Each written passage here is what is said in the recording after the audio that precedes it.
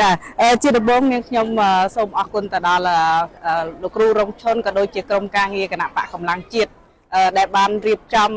ចុចឈ្មោះឲ្យនាងខ្ញុំបានទៅទស្សនកិច្ចដែលមានទាំងការរៀបចំពីស្ថានទូតជប៉ុនដើម្បីឲ្យដំណើរការទៅទស្សនកិច្ចនេះសិក្សានេះដោយរលូនចាហើយការសិក្សានៅឯប្រទេសជប៉ុនគឺយើងទៅយកពីចំណេះដឹងពីភាពជឿនលឿនពីការអភិវឌ្ឍរបស់ប្រទេសគេចាតកតងជាមួយនឹងសេដ្ឋកិច្ចប្រទេសគេហើយនឹងសម្ដាប់ធ្នាប់សុខសន្តិភាពសន្តិសុខហើយនឹងតកតងជាមួយនឹងការបោះឆ្នោតនៅប្រទេសគេតើវាខុសពីស្ថានភាពនៅប្រទេសយើងបែបម៉េចហើយយើងអាចយកគន្លឹះមួយចំនួនដើម្បីបូកផ្សំជាមួយនឹងការចូលរួមអភិវឌ្ឍនៅក្នុងការធ្វើដំណើរការបោះឆ្នោតនៅថ្ងៃខាងមុខចាដែលយើងត្រូវត្រៀមបោះឆ្នោតនៅ2027-2028ហើយនាងខ្ញុំពិតជាសប្បាយចិត្តរំភើបរីករាយមែនទែនហើយរាល់ដំណើររបស់ខ្ញុំ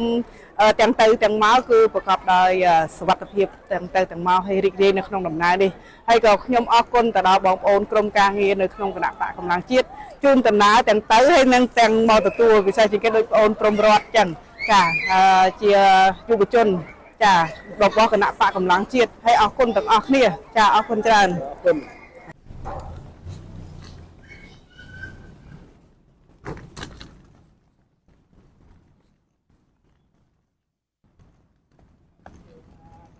ឃើញរ៉ាពីវិញអត់មានរាជចម្រៀងណាដល់